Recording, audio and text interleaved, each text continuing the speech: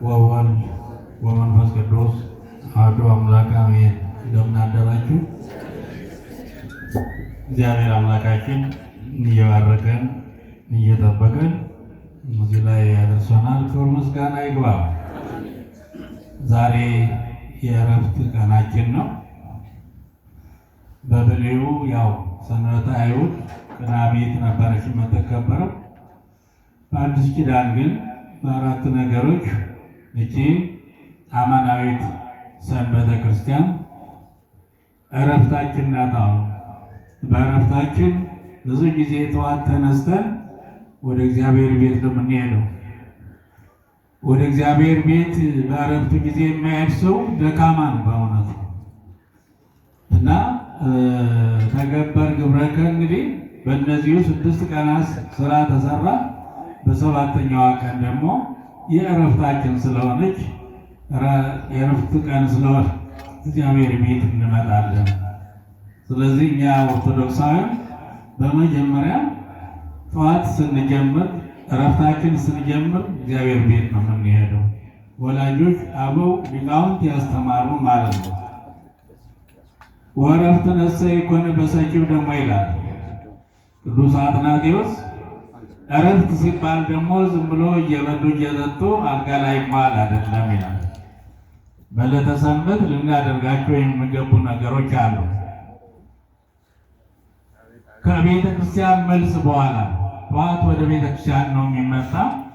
የአልጋ ጓደኛ ካልሆን፣ በሽተኞች ካልሆን፣ ቆመን የምንሄድ ከሆን ጠዋት ተነስተን እግዚአብሔር ቤት መጥተን ቅዱስና ወርቃማ ቃሉን ተምረን ተመልሰን ደግሞ ብዙ ነገሮች እናከናውናለን።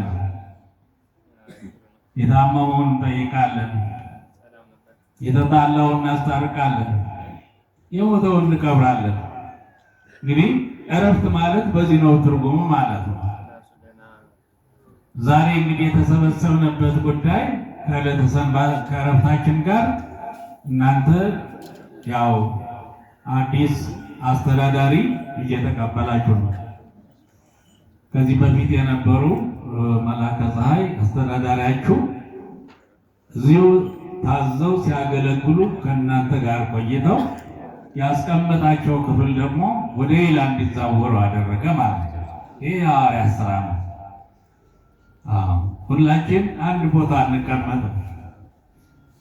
ስንታዘዝ ታዘን ነው እንግዲህ። ስለዚህ የፊተኛው አለቃ አገልግለው ከእናንተ ጋር ዘመሩ፣ ሰሩ፣ ገነቡ፣ አለሙ። እሳቸው ወደ ሌላ ሄዱ። አዲስ አለቃ ደግሞ መጡ።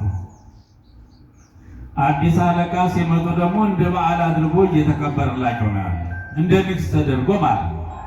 ለምን? እናንተን ሊመሩ ነው፣ እናንተን ሊያስተዳድሩ ነው፣ ልማት ሊያለሙ ነው፣ ብዙ ሊደክሙ ነው፣ ኃላፊነታቸው ሊወጡ ነው። ስለዚህ አቀባበል ይጠበቃል ነው። አቀባበሉ የደራ ነው፣ በጣም ደስ ይላል። ከሌላ ደብርም ከነበሩበትም አሁንም ከዚሁም እናንተ ረጅም ሰዓት ነው እያቆየናችሁ ያለ ነው። ጠብቃችሁ የእሳቸውን አቀባበል እጅግ በጣም አድምቃችኋል። እንግዲህ ቅድም ትምህርቱ ተሰጥቷል። ወጣቱ በጥሩ አንደበት አስተላልፎታል ትምህርቱ። እኔ ስለሳቸው ተናግሬ እናሳጥረዋለን። እንግዲህ ያው ከመዘናመር ነግር ወበዘሪነ ሰማዕተ ንከውን ነው እንግዲህ ብለዋል ሐዋርያው ቅዱስ ዮሐንስ። እንግዲህ የምናውቀው እናገራለን፣ ያየነውን ደግሞ እንመሰክራለን ብሏል። እውነት ነው። ታዲያ የሚመሰክረው ቅድም ከነበሩበት ደም በእውነቱ አይታችኋል። አይታችሁ ራሳችሁ እንዲያው እነሱ ምስክሮች ናቸው።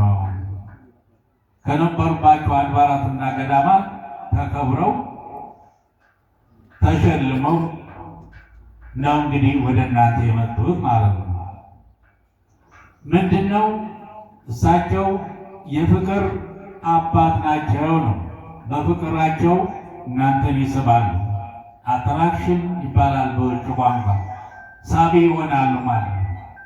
በፍቅር ሳቢ ይሆናሉ። የልማት ሰው ናቸው፣ እናንተን ይዘው ያለማሉ። የወንጌል ገበሬ ስም ናቸው፣ እናንተን ያስተምሯቸዋል። እኔ አባት የትሩፋት አባት ናቸው። የትሩፋት ትምህርት ትማራላችሁ፣ ትቀስማላችሁ ማለት ነው። እና አስተዳዳሪ ሲመጣ እንግዲህ ሁላችሁ እንደምታውቁት ምን አይነት ህዝብ ይሆናል፣ ምን አይነታቸው ካህናት ይሆናሉ ብሎ አንዳንዴ ፍርሃትም ስጋትም ይታያል። በአዲስ ቦታ ስንሄድ ከለመድን በኋላ ነው። የዚያን ያክል ህዝቡን ደግሞ እንደገና ማጻፋው ደግሞ የሚመጣው አለቃ እንዴት ይሆናል፣ ያሰባስበን ይሆናል ወይም ደግሞ እንዴት እንደሆነ ብሎ ደግሞ ስጋት አለ። እንግዲህ እነዚህ ሁለት ስጋቶች በመጪው በተቀባይም አሉ። ግን ሁላቸው ግን መጪውም ተከታዩም ግን አንድ ሆነው ለፍቅር እንዲቆሙ ታዘዋል፣ ለሰላም እንዲቆሙ ታዘዋል።